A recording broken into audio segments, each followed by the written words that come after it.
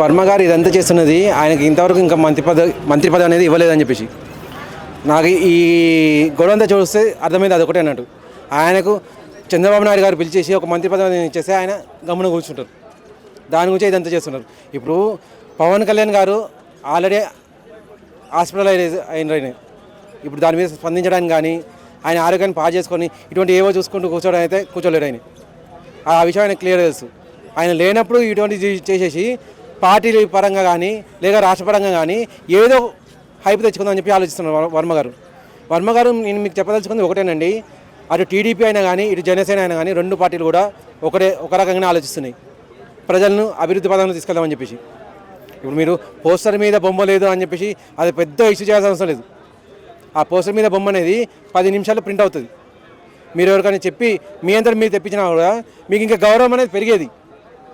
సరే నేను అనుకున్న నాయకుడి ఫోటో దాంట్లో లేదు, ఒక ఫ్లెక్సీ పట్టండి నా ఖర్చుల మీద అని చెప్పి ఆ వీడియో మీరు రిలీజ్ చేశారు అనుకోండి, ఇంకా చంద్రబాబు నాయుడు గారు కూడా సంతోషించేవారు, ఇటు పవన్ కళ్యాణ్ గారు కూడా సంతోషించేవారు. అరే మా వాళ్ళు ఏదో తప్పు చేస్తే ఈయన ముందుండేసి ఆ తప్పును సరిదిద్దండి అని చెప్పేసి అది పోయేసి ఇప్పుడు మీరు ఇది ఎంత చేయడం వల్ల ఏమవుతుందంటే మీ మీద నెగిటివ్ కామెంట్స్ అనేది రావడం జరుగుతుంది, నెగిటివిటీ అనేది పెరుగుతుంది.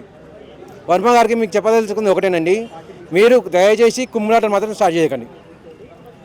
మాకు అనిపిస్తుంది ఒకటే, మీకు మంత్రి పదవి కావాలి. ఆ మంత్రి పదవి అనేది మీ డైరెక్ట్ వెళ్ళి చంద్రబాబు నాయుడు గారు అడగండి. ఆయన వద్దని చెప్పేసి అన్నాడు.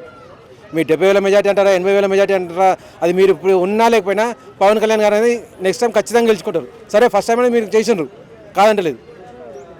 ఇప్పుడు చేయాల్సింది కుమ్ములాటలు వద్దు, మీకు కావాల్సింది అడుక్కోండి. అడుక్కోండి అంటే గెలుచుకోండి. అడుక్కోండి అంటే మళ్ళీ తప్పు అనుకుంటారేమో, గెలుచుకోండి అంతే. నేను చెప్పేది ఒకటేనండి, ఇప్పుడు వర్మ గారు చేసిన అనాలిసిస్ చర్య అన్నట్టు ఇది. పవన్ కళ్యాణ్ గారు లేనప్పుడు నేను ఏదో చేద్దామని చెప్పేసి దీనివల్ల నెగిటివ్ అనేది ఖచ్చితంగా పెరుగుతుంది. ఈవెన్ ఆయన వైసీపీలోకి వెళ్ళినా కూడా ఆయన ఓట్లు ఎవరేస్తారండి?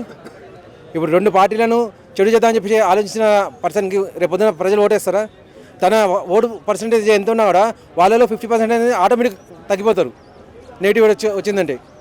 ఇటు పవన్ కళ్యాణ్ గారి పాజిటివిటీ అనేది ఓన్లీ ఆంధ్రాకు కాదు, తెలంగాణ దేశం మొత్తం పాకింది. ఆయన కర్ణాటక ఎలక్షన్స్ కూడా శాసిస్తున్నాడు, తమిళనాడు ఎలక్షన్స్ కూడా శాసిస్తున్నాడు. అంత వ్యక్తిని నేను చిన్న చేద్దామని చెప్పి మాట్లాడితే వచ్చిన రాయిని తన మీద కొట్టుకున్నట్టుగా అవుతుంది. చెప్పదలుచుకున్నది ఒకటే, మీరు పొరపాటున వైసీపీలో కనుక వెళ్ళగలిగితే అక్కడ ఉన్నది కాస్త ఊడుతుంది మీకు అంతే. ఇక్కడ చంద్రబాబు నాయుడు గారి దగ్గరికి వెళ్ళండి లేదా పవన్ కళ్యాణ్ గారి దగ్గరికి వెళ్ళండి, ఇద్దరు కూడా సానుకూలంగా స్పందిస్తారు. అందులో వాళ్ళిద్దరికి భేదాభిప్రాయాలు అనేవి ఏవీ లేవు. వాళ్ళిద్దరు కూడా తెలిసింది ఒకటే, మీరు ఏదో ఆశిస్తున్నారని చెప్పి అది ప్రజలకు కూడా క్లియర్గా అర్థమైపోయింది. చంద్రబాబు నాయుడు గారు ఎటువంటి భేదాభిప్రాయాలు పెట్టుకోడు, ఎటువంటి భేషాదాలు చూపించారు. ఆయన మీకు మంత్రి పదవి కావాలంటే ఏదో ఒకటి అరేంజ్ చేస్తారు. ఆయన ఎన్నేళ్ళ నుంచి ఉన్నారు, ఎంతమంది చూసిన వాళ్ళు ఆయన అర్థం చేసుకుంటారు. వెళ్ళి కలవండి, ఇటువంటి భేషాదాలు మాత్రం పెట్టుకోకండి.